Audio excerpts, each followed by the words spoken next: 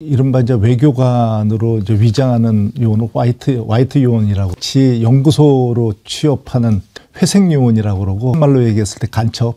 저희는 에스피오나지라고 그러는 그런 요원들을 갖다 블랙 요원이라고 합니다. 근데 희생과 고생 이런 것들이 블랙 요원들이 제일 강할 수밖에 없죠. 여러 가지로 애환이 있습니다. 상상도 못하는 애환. 외교적인 문제가 생기거든요. 예. 상대 국가에. 그쪽에서도 스파이가 없는 건 아니거든요. 나중에 보니까 그 사람이 현충원에 묻혀 있더라. 그럼 유공자여야지 묻히는 거거든요. 예. 그런 것 때문에 저희는 따로 국정원에 따로 보국탑을 모시고 있습니다. 그러면 홍장원 차장은 원래는 블랙 요원이었습니까? 블랙 요원이었습니다. 끼한 케이스입니다. 707 특임단에서. 707 특임단에 있었다고 그러더라고요. 네. 너무나 우수한 자원이라서 저희가 사실 안 뽑으려고 그랬었습니다. 하여튼 당신 같은 사람은 장성이 돼야지.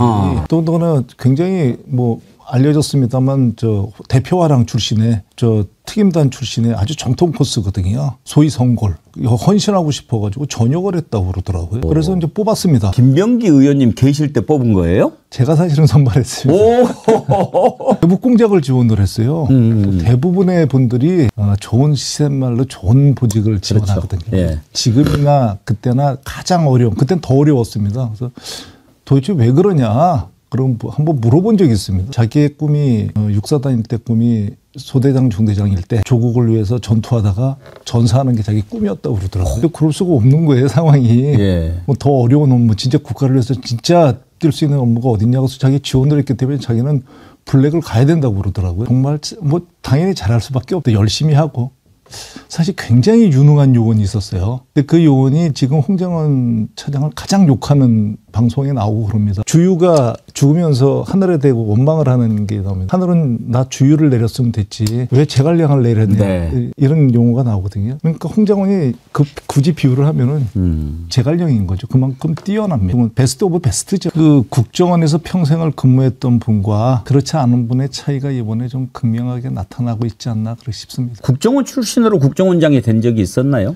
처음에 이종찬 원장님이 대표적으로 계시고요. 공채 1기생입니다. 정통 정보면이시군요. 그렇습니다. 김만복 원장님이 계시고 항상 보면 좀 짠하죠. 그 안에서 만나면 진짜 소박하거든요. 그리고 안에서 만나면 정말 소시민이거든요. 그런데 업무를 마주하면은 같은 사람인가 할 정도로 돌변합니다. 이제 국장들이 오면은 홍장원이라고 있다며 데려와 그래도 그 홍장원 차장 가장 어려운 임무를 시킬 수밖에 없습니다. 그 와중에 이제 아픈 가정사도 생기고 이러는 거고요. 그러다가 더 좀 커지니까 이제 원장들이 찾습니다. 그래서 이병기 원장이 제일 먼저 찾았어요. 기가 막히게 일을 하니까 청와대로 데려가 버렸어요. 1차 노출됐습니다. 그다음 원장은 육사 출신입니다. 저희 정통 국정원 출신이고요. 근데 그분이 오셔가지고 홍장원이 어디 있어? 홍장원이 청와대에 가 있는데 데려와 그래 데려왔는데 너무 빠르니까 그럼 내가 비서실장으로 쓰지 이랬는데 이게 실수였죠 사실은. 네. 국정원 직원은 노출이 안 된다고 생각했지만 비서실장은 노출이 되거든요. 그렇죠. 원장이 노출이 되니까. 예. 2차 실수입니다. 이렇게 되니까 이 사람은 블랙으로 쓰지는 못하는 겁니다. 가장 대북공작국장에 맞는 직원을 대북공작국장으로 못 보내는 겁니다. 그래서 보낸 게 영국공사거든요. 그래서 이게 특혜가 아니라니까요. 영국공사로 보냈는데 영국공사에서 끝날 쯤 되니까 이제 화이트 지역에서는 블랙이 오는 걸 갖다가 당연히 반대를 하죠. 그러니까 해외 공작국장을 못 하고요. 그다음에 대북공작국장은 노출이 돼서 못 하고.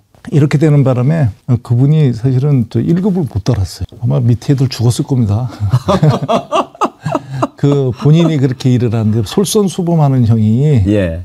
밑에 애들도 아주 그냥 일 세게 시키는 거로 유명했거든요. 법정에서 보인 태도도 그렇지만 나와가지고 기자들한테 백브리핑 할 때도 아주 매너라고 그럴까요? 네. 아주 그런 게 딱 몸에 배어 있어가지고 보는 순간 저 사람 정말 젠틀맨이구나. 그런 생각이 들더라고요. 이번에 홍 차장이 이렇게 하는 거 보면서 잘 컸다.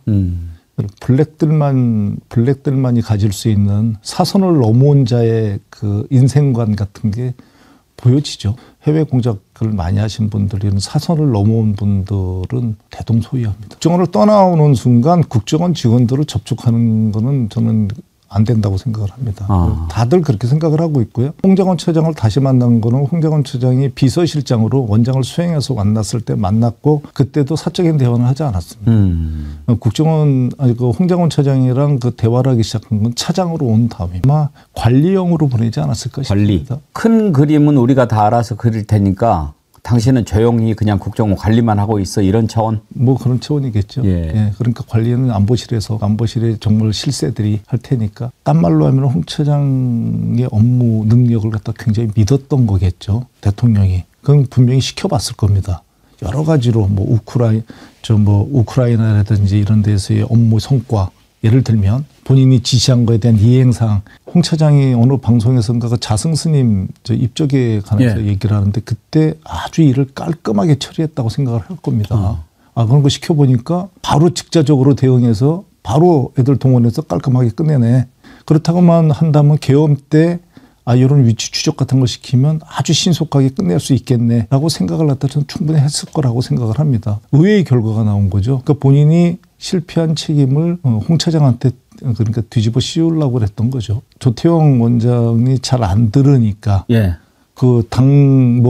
본인도 뭐 여러 가지 얘기하면 계엄 자체에 대해서 뭐 명확하게 찬성하지 않고 또 반대 의견을 냈다는 거 아니겠어요? 그렇기 때문에 가장 믿을 수 있는 홍 차장에게 내렸겠죠. 맞습니다. 그럼 이놈하고는 안 되겠네. 홍 차장한테 얘기를 했는데 홍 차장이 그걸 또 제대로 안 했다. 그래서 이제 잘라라. 그랬을 텐데 그 다음 날인가 또 불러가지고 다시 또 원복을 시켰다는 거 아닙니까?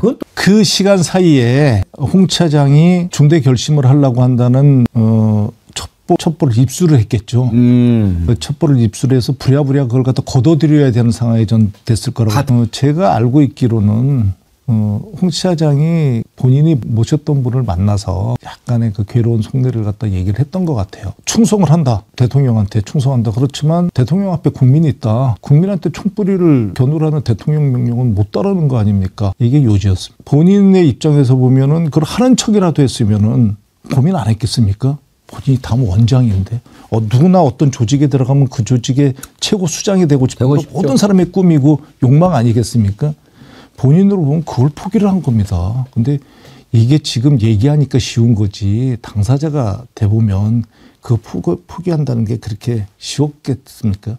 그래서 홍 차장이 얘기를 발표를 저희한테 와서 얘기를 하는데 제가 발표하러 나가면서 홍 차장한테 누구도 못 도와주는데 참 짠하다. 너 앞으로 진짜 삭막한 광야에 너 혼자 서서 감당해야 될 텐데 누구도 못 도와주는데 참 훌륭한데 참 짠하다. 이런 얘기를 했거든요. 지금 그런 상황 아니겠습니까? 홍 차장 모든 걸 다 잃은 겁니다, 지금. 명예라는 걸, 그러니까 정말 명예로운 불복종이죠. 명예를 위해서 자기가 평생 동안 간직해 했던 본인이 정말로 얘기했던 국민과 국가를 위해서 자기가 자기를 희생한 거거든요. 그거를 높게 해줘야죠. 지난번에 첫 번째 출석했을 때는 윤석열 대통령 향해서 깍듯하게 인사를 하고 또 퇴정할 때도 인사를 했는데 윤석열은 쳐다보지도 않더군요. 두 번째는 어떻게 할까 궁금했는데 아니나 다를까 이번에는 아예 인사를 안 하더라고요. 이 정도 해줬으면 됐다. 근데 너는 참 사람이 아니구나. 이렇게 생각했을 것 같고요. 국정원의 국정원 법을 고친 것은 그 수사권을 이관한 거 뭐 이런 것들 국내 정보를 갖다 정리한 것은 1단계입니다. 사실 국정원에 대한 혁신은 이제 2단계에서 3단계, 2단계는 그 내부 시스템을 갖다 점검해서 완전히 분리를 시켜야 되고요. 세 번째로는 그 인사 시스템이 이제 완성 단계라고 할 수 있겠죠. 그래서 3단계, 2단계, 3단계가 있는데 2단계로는 아직 나가지도 못하고 있는 거죠. 그 기간을 한꺼번에 묶는 거는 그거는 곤란합니다. 왜냐하면 그러면 기간이 공용화되기 때문에 부패할 수밖에 없게 돼요. 이 나눠진 이유가 명확합니다. 비효율적이거든요.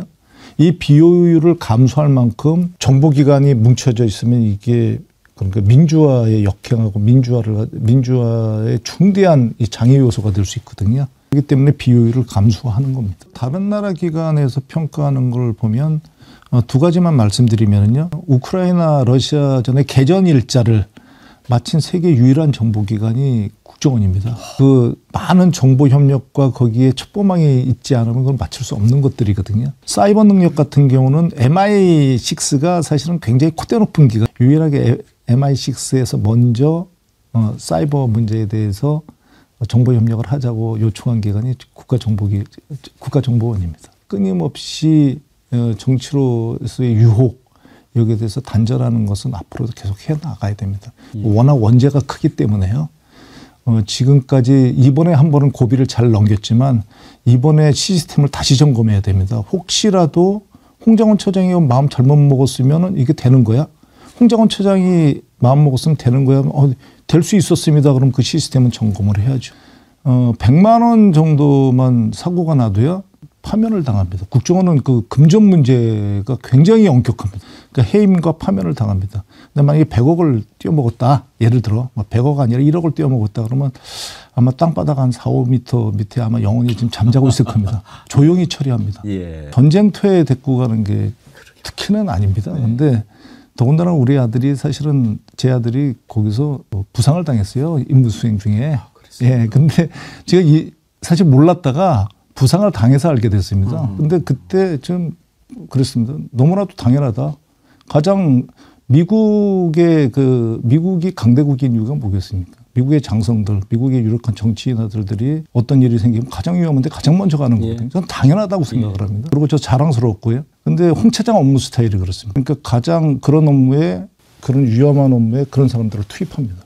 그런 스타일입니다. 근데 그걸 자기가 가장 먼저 갑니다. 그 전쟁터가 특혜라는 분들이 왜 본인들은 군대도 안 갔다 오셨는지 모르겠어요. 홍 차장이 그렇게 업무를 하기 때문에 직원들한테 존경을 받고요. 그렇게 했기 때문에 사실은 일 안 하는 애들은 아주 죽어납니다. 그 밑에서. 그 말씀을 드리면 HID 출신들의 삶이라는 것을 좀 이해할 필요가 있습니다. 그런 분들은 생각을 하지 않아야 됩니다. 그러니까 북에 보내서 생활률이 몇 프로 되겠습니까? 거기에 그냥 들어가는 분들이거든요. 그러니까 그런 생각을 하지 않는 분들을 악용한 거죠. 그러니까 그분들은 만약에 명령이 내리면 그걸 실행하도록 평생 동안 훈련받는 분들이거든요. 그러니까 우리나라에 많은 그 정변이 있었죠. 가까이는 5.16과 1112가 있었고요. 더 넘어가면 인조반정이나 중종반정이 있었는데요. 모든 지금 정변의 특징이 그렇게 많은 군이 동원된 게 아닙니다. 그리고 대항군이 있었고요. 진압군이 있었습니다. 진압을 실패했을 뿐이지. 그런데 이번에 한번 보십시오. 대통령, 국방부 장관, 그리고 수도 서울을 완전히 책임지고 있는 수방사령관, 가장 우리나라에 정해진 특전사령관, 그리고 이걸 갖다가 모든 걸 기획할 수 있는 방첩사령관, 그리고 조금 전에 말씀드렸던 모든 것을 실행할 수 있는 정보사령관, HID를 데리고 있는 정보사령관, 혹시 몰라가지고 일산에 있는 탱크 여단장, 가장 기계화 부대입니다. 이걸 모두 지금 갖춘 쿠데타가 지금까지 있었습니까? 없었습니다. 이 쿠데타가 왜 실패를 했냐? 이건 천운이기도 하지만 사실 시대의 흐름을 저들이 몰랐던 거죠. 이 많은 정변 중에 우리나라에서 시민군이 나선 경우가 한 번도 없습니다. 시민들이 나와서 그러니까 시민과 쿠데타군이 맞닥뜨린 적이 없는 겁니다.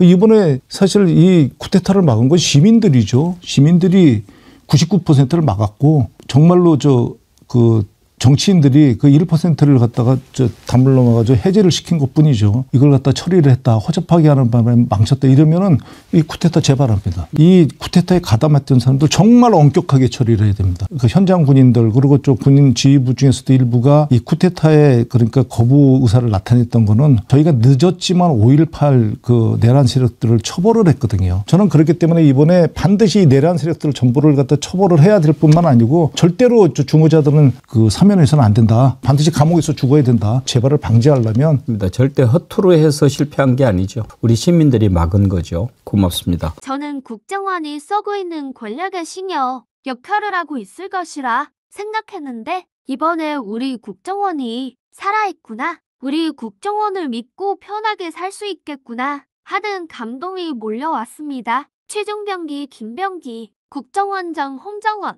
전 세계 정보계에서 정보 장보고가 되시길 기원합니다. 지금까지 봐주셔서 감사합니다. 좋아요, 구독 버튼 눌러주시면 감사하겠습니다. 구독 알림 설정해 두시면 다음 영상도 바로바로 보실 수 있습니다.